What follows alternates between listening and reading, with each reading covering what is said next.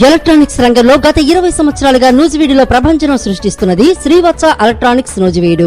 మా వద్ద ఏసీలు, ఎల్ఈడి టీవీలు, ఫ్రిడ్జ్లు, వాషింగ్ మిషన్లు, కూలర్లు, మిక్సీలు, గ్రైండర్లు, ఫ్యాన్లు మొదలగు అన్ని రకాల మీ ఇంటికి కావలసిన ఎలక్ట్రానిక్స్ ఐటమ్స్ విజయవాడ మరియు ఆన్లైన్ ధరల కన్నా అతి తక్కువ రేట్లలో లభించును. Airtel DTH, Airtel Jio, air fibre net authorised dealer. అన్ని కంపెనీల టీవీలకు, ఏసీలకు రిమోట్లు లభించును. సులభ వాయిదాల పద్ధతిలో ఈఎంఐ సౌకర్యం కలదు. విచ్చేయండి శ్రీవత్స ఎలక్ట్రానిక్స్, పొట్టి శ్రీరాములు బొమ్మ సెంటర్, మెయిన్ రోడ్, నూజివీడు.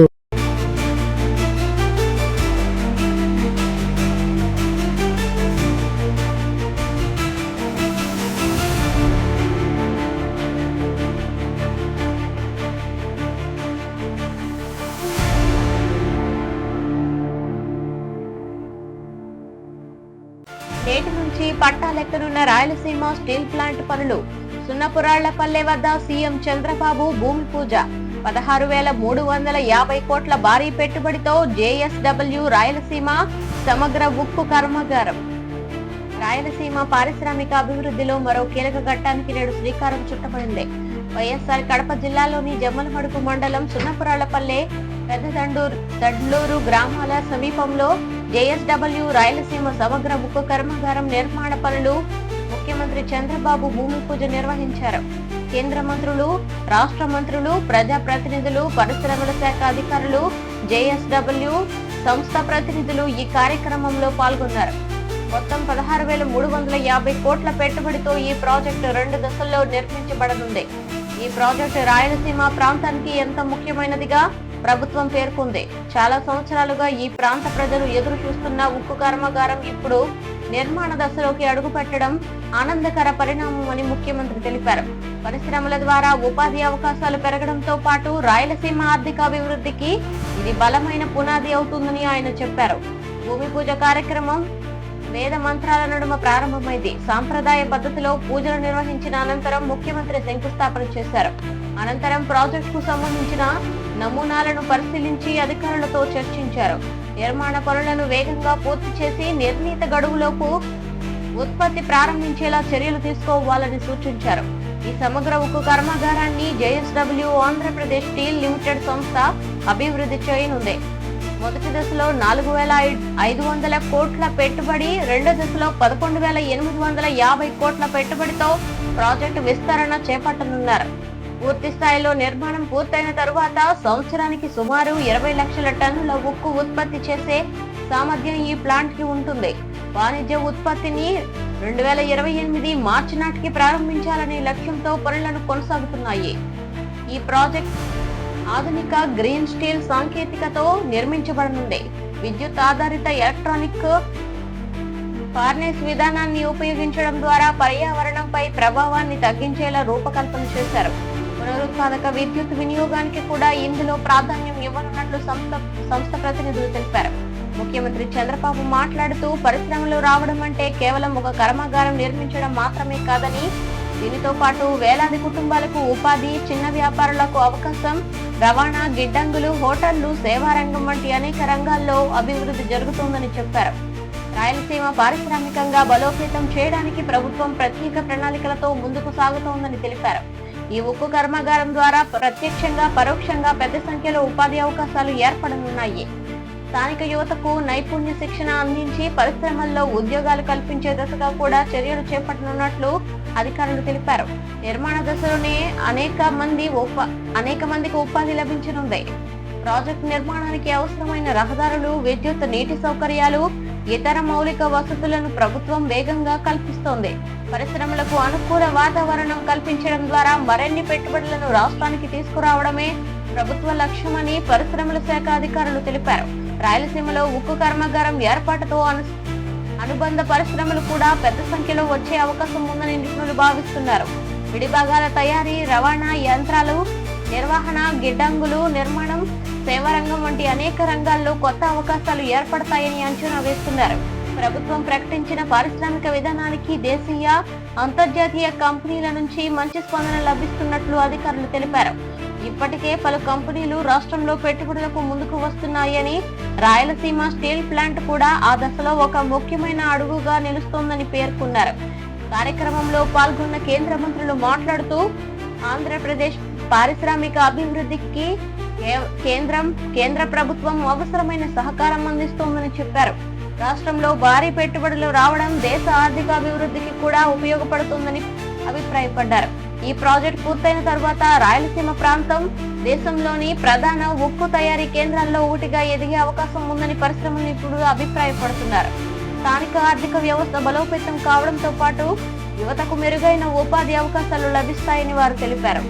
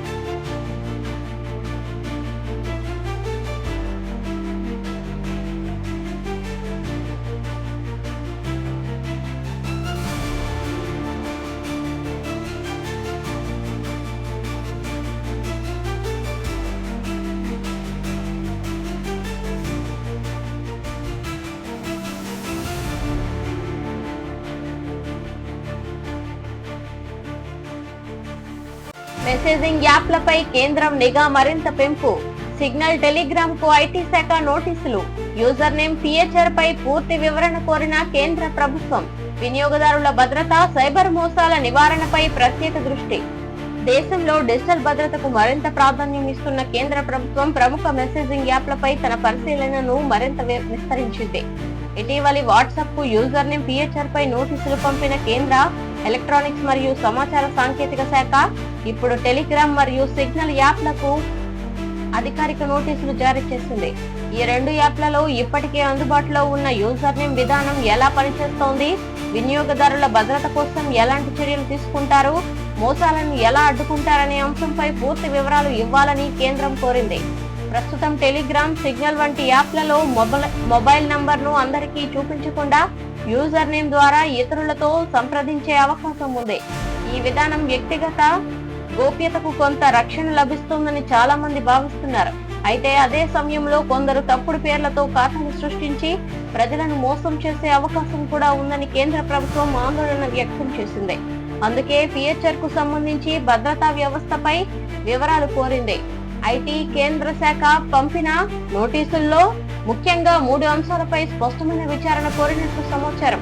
మొదటిసారి యూజర్ నేమ్లను ఎలా ధృవీకరిస్తున్నారు, రెండోది నకిలీ ఖాతాలను ఎలా గుర్తిస్తున్నారు, మూడోది మోసాలు, ఫిషింగ్, ఇతర దుర్వినియోగాలను అడ్డుకునేందుకు ఎలాంటి సాంకేతిక భద్రతా చర్యలు అమల్లో ఉన్నాయనే విషయం. ఈ అంశాలపై కంపెనీలు పూర్తి సమాచారం ఇవ్వాలని ప్రభుత్వం కోరింది.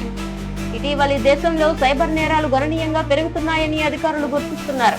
నకిలీ బ్యాంక్ అధికారులు, పోలీస్ అధికారులు లేదా ప్రభుత్వ ప్రతినిధుల పేర్లతో ప్రజలను మభ్యపెట్టే ఘటనలు ఎక్కువగా నమోదవుతున్నాయి.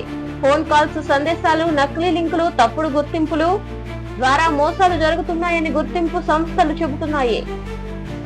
ఈ నేపథ్యంలో కొత్త డిజిటల్ ఫీచర్లను జాగ్రత్తగా పరిశీలించడం అవసరమని కేంద్రం భావిస్తోంది. యూజర్ నేమ్ ఫీచర్ వల్ల వినియోగదారులు తమ మొబైల్ నంబర్ను అందరికీ తెలియజేయాల్సిన అవసరం ఉండదు. ఇది గోప్యత పరంగా ఒక ప్రయోజనకరంగా కనిపించినప్పటికీ అదే సౌకర్యాన్ని కొందరు దుర్వినియోగం చేసే అవకాశం ఉందని అధికారులు చెబుతున్నారు. అందుకే ఈ ఫీచర్ ను బలమైన భద్రతా వ్యవస్థగా తప్పనిసరిగా ఉండాలని ప్రభుత్వం భావిస్తోంది. వాట్సాప్ కు ఇటీవలి పంపిన నోటీసుల్లో కూడా ఇదే తరహా ఆందోళనను ప్రభుత్వం వ్యక్తం చేసింది. యూజర్ నేమ్ ఫీచర్ ను తాత్కాలికంగా అమలు చేయవద్దని సూచిస్తూ పూర్తి వివరణ ఇవ్వాలని కోరింది.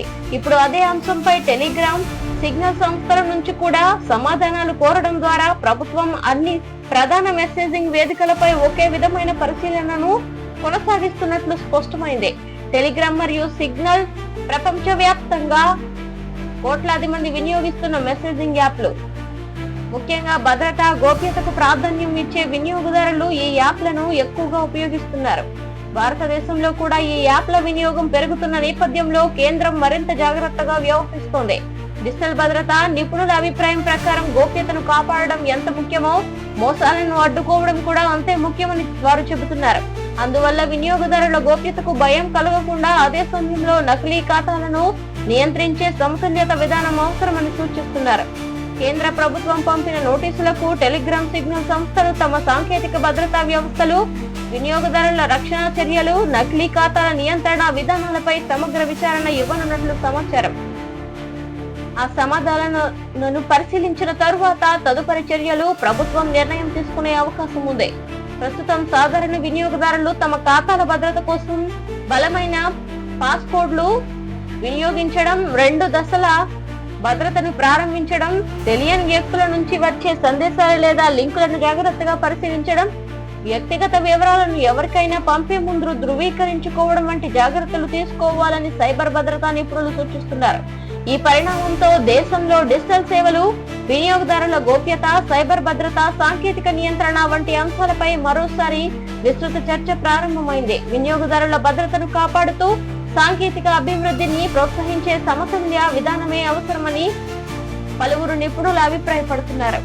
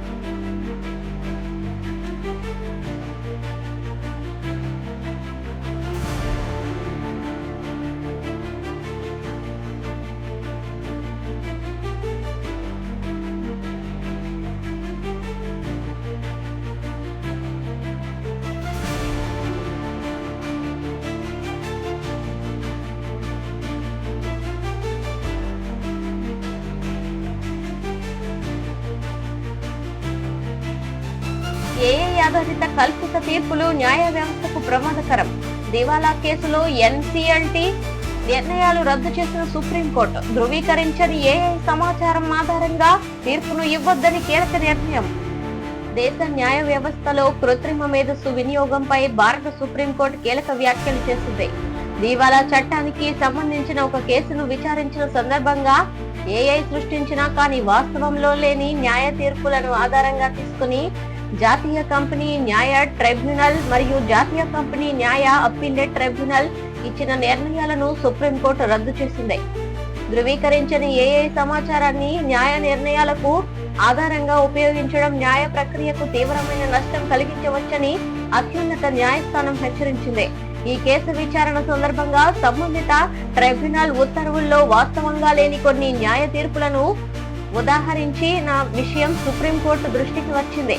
అవి ఏఐ సాధనాల ద్వారా రూపొందించబడిన కల్పిత న్యాయ ఉదాహరణలుగా తేలిన తరువాత అలాంటి ఆధారాలపై ఇచ్చిన తీర్పు చట్టపరంగా నిలబడని కోర్టు స్పష్టం చేసింది. న్యాయ నిర్ణయాలు ఎల్లప్పుడూ నిజమైన చట్టాలు, అసలైన తీర్పులు ధృవీకరించిన ఆధారాలపైనే ఉండాలని పేర్కొంది. న్యాయమూర్తులు తమ వ్యాఖ్యల్లో కృత్రిమ మేధస్సు ఒక ఉపయోగకరమైన సాంకేతిక సాధనం కావచ్చని, అయితే అది మనిషి నిర్ణయానికి ప్రత్యామ్నాయం కాదని స్పష్టం చేశారు. ఏఐ ఇచ్చే సమాచారం ఎల్లప్పుడూ సరైనదే అని భావించడం ప్రమాదకరమని చెప్పారు.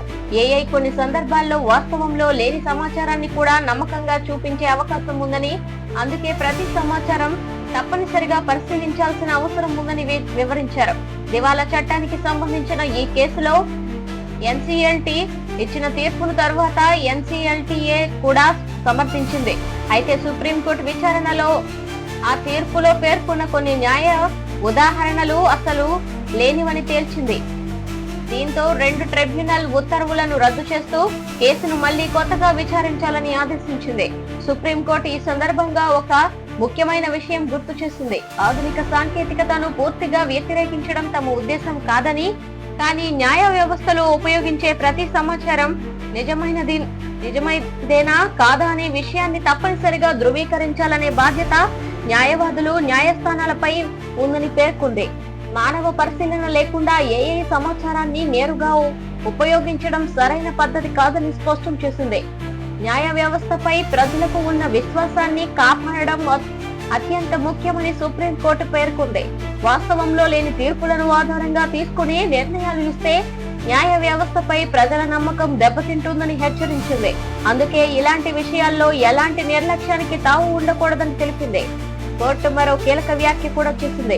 ధృవీకరించని ఏఐ సమాచారాన్ని న్యాయ ప్రక్రియల్లో ఉపయోగించే విషయంలో జీరో టాలరెన్స్ విధానం అవసరమని పేర్కొంది. అంటే వాస్తవం కాని న్యాయ ఉదాహరణలు లేదా కల్పిత తీర్పులను ఎట్టి పరిస్థితుల్లోనూ అంగీకరించకూడదని స్పష్టం చేసింది. న్యాయ నిపుణుల అభిప్రాయం ప్రకారం ఆ తీర్పు దేశంలోని అన్ని న్యాయస్థానాలకు ఒక ముఖ్యమైన మార్గదర్శకంగా నిలుస్తుంది. భవిష్యత్తులో ఏఐ ఆధారంగా సిద్ధం చేసిన పత్రాలను ఉపయోగించినప్పటికీ వాటిని అసలు చట్టాలు, అధికారిక తీర్పులతో సరిపోల్చి పరిశీలించిన తరువాతే న్యాయ ప్రక్రియలో వినియోగించాల్సి ఉంటుందని వారు తెలిపారు. ప్రస్తుతం ప్రపంచ వ్యాప్తంగా న్యాయ రంగంలో కూడా కృత్రిమ మేధస్సు వినియోగం పెరుగుతోంది. కేసు పరిశోధన, పత్రాల తయారీ, చట్టాల శోధన వంటి అనేక పనుల్లో ఏఐ ఉపయోగిస్తున్నారు. అయితే తుది నిర్ణయం మాత్రం మానవ పరిశీలన ఆధారంగానే ఉండాలని నిపుణులు చెబుతున్నారు. సాంకేతిక సహాయం సాధనంగా ఉండాలని, కానీ నిర్ణయం తీసుకునే అధికారికంగా మారకూడదని వారు సూచిస్తున్నారు. సుప్రీంకోర్టు ఈ కేసు సందర్భంగా న్యాయవాదులు కూడా అత్యంత జాగ్రత్తగా వ్యవహరించాలని సూచించింది. ఏఐ తయారు చేసిన సమాచారం లేదా తీర్పులను కోర్టులో సమర్పించే ముందు వాటి నిజానిజాలు పూర్తిగా పరిశీలించాల్సిన బాధ్యత ఉందని తెలిపింది. ఇది న్యాయవాదుల వృత్తి నైతికాలతో భాగమని కూడా గుర్తు చేసింది. ఈ తీర్పు దేశంలో న్యాయ రంగంలో కృత్రిమ మేధస్సు వినియోగంపై కొత్త చర్చ ప్రారంభమైంది. సాంకేతికతను స్వాగతిస్తూనే దాని వినియోగం స్పష్టమైన నియమాలు, బాధ్యతలు, ధృవీకరణ విధానాలు అవసరమని నిపుణులు అభిప్రాయపడుతున్నారు. న్యాయ వ్యవస్థ విశ్వసనీయతను కాపాడుతూ సాంకేతిక అభివృద్ధిని వినియోగించుకోవడమే సరైన మార్గమని వారు సూచిస్తున్నారు.